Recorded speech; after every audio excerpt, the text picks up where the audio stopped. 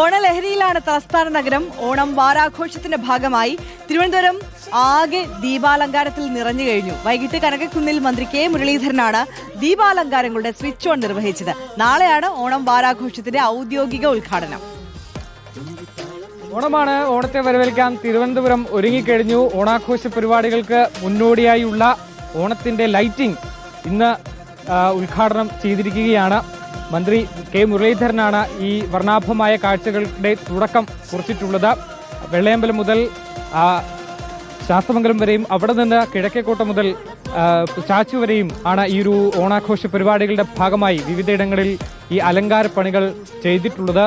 ഇപ്പോൾ ഉള്ളത് കനകക്കുന്നിലാണ്. കനകക്കുന്ന് ഭാഗത്തെ കാഴ്ചകളാണ് ഈ കാണുന്നത്. ലൈറ്റുകൾ, മഞ്ഞ ലൈറ്റുകൾ മിന്നിത്തിളങ്ങുന്നു. നമ്മളുള്ളത് KSRTC ബസ്സിന് മുകളിലാണ്. ഓപ്പൺ ഡെക്കർ ബസ്സാണ്. ഏറ്റവും നന്നായി ഈ കാഴ്ചകൾ കാണാൻ കഴിയുന്ന ഒരു ഇടമാണ് KSRTCയുടെ ഓപ്പൺ ഡെക്കർ ബസ്സിൽ. ഈ രാത്രി ഈ ലൈറ്റൊക്കെ കണ്ട് പ്രിയപ്പെട്ടവർക്കൊപ്പം സംസാരിച്ച് നീങ്ങുമ്പോൾ കിട്ടുന്ന ഒരു സുഖം വേറെ തന്നെയാണ്. ഓണത്തിന് മാത്രം കാണുന്ന ഒരു കാഴ്ചയാണ് നമുക്ക് ഇപ്പോൾ ഈ ബസ്സിന് മുകളിൽ നിന്ന് കാണാൻ കഴിയുക. കുട്ടികളടക്കം വലിയ ആവേശത്തോടു കൂടി തന്നെ ഈ ഒരു കാഴ്ചകൾ കാണുന്നത് നമുക്ക് കാണാൻ കഴിയും. രക്ഷിതാക്കൾക്കൊപ്പം ഈ കാഴ്ചകൾ കാണുന്നതിന് വേണ്ടി എത്തിയവരാണ്. ഓണം വെക്കേഷൻ അടിച്ചു പൊളിക്കാൻ എത്തിയവരാണ്. അവർക്ക് ഏറ്റവും നല്ല രീതിയിൽ ഈ ഒരു കാഴ്ച കാണാൻ കഴിയുന്ന രീതിയിലാണ് ഇവർ ഇത് ഇവിടെ ഒരുക്കിയിട്ടുള്ളത് എന്നുള്ളതാണ് ഏറ്റവും പ്രധാനപ്പെട്ട കാര്യം. ചേട്ടാ, എങ്ങനെയുണ്ട് നമ്മുടെ ലൈറ്റിംഗ് ഒക്കെ? അടിപൊളി. ഇത്ര പ്രതീക്ഷിച്ചില്ല. ഫസ്റ്റ് ടൈം ആണോ? അതെ അതെ അതെ, തീർച്ചയായിട്ടും. അതെ അതെ. സ്ഥലം എവിടെയാണ്? ഞങ്ങൾ ബോംബെ സെറ്റിലാണ്. ഇവിടെ ശ്രീകാര്യത്ത് താമസിക്കുന്നു. നമ്മുടെ കാഴ്ചകളൊക്കെ കണ്ടിട്ട് എന്തോ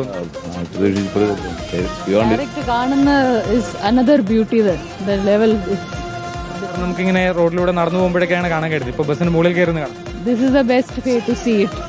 ഈ KSRTCയുടെ ഡബിൾ ഡെക്കർ ബസ് സ്റ്റോപ്പ്. ഇനി വരുന്ന 30-ാം തീയതി വരെ ഈ നഗരക്കാഴ്ചയിൽ ബസ്സിന് മുകളിൽ നിന്ന് നമുക്ക് ഈ കാഴ്ചകളൊക്കെ കണ്ട് തിരുവനന്തപുരത്തെ ഈ ലൈറ്റിംഗ് ഷോ അത് അതിമനോഹരമായി കാണാൻ കഴിയും. വീഡിയോ ജേർണലിസ്റ്റ് വിഷ്ണുപ്രസാദിനൊപ്പം reporter Ashin Diego, in Reporter, Thiruvananthapuram.